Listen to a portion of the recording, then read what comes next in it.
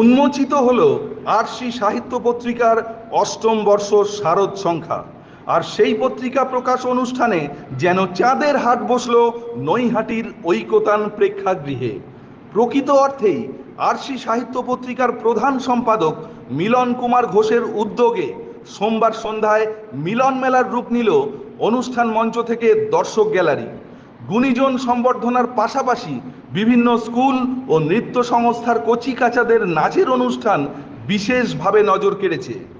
বিশিষ্টদের কবিতা পাঠের পাশাপাশি মুগ্ধ করেছে হালিশহর ইউনিটি মালঞ্চর নাটক ঘুম ভাঙার গান।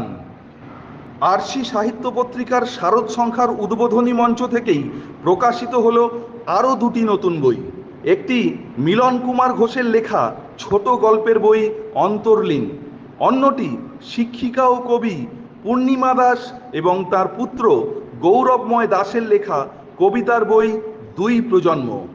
দেখে নেব অনুষ্ঠানের কয়েক ঝলক।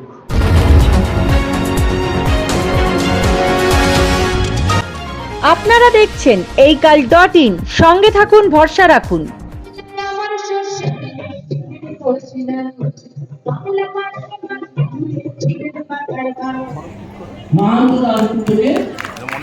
সম্মানিত হচ্ছেন সুনীল গোল্লা, কবি এবং সাহিত্যিক। ওর সবসময় একটা আগ্রহ আছে সাংবাদিকতার, একটা নেশা। তাই সৌরলের হাতও আমরা এবার নির্বাচিত করেছি। তাকে সংগঠিত করবেন আমাদের পাঞ্জাব ব্যাংকের ম্যানেজার রাকেশ সাহু মহাশয়।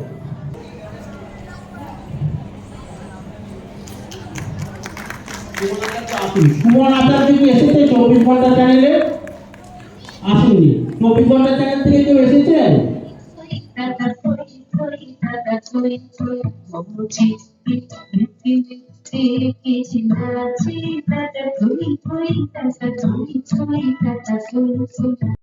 এইকাল প্রতিবেদন, নৈহাটি।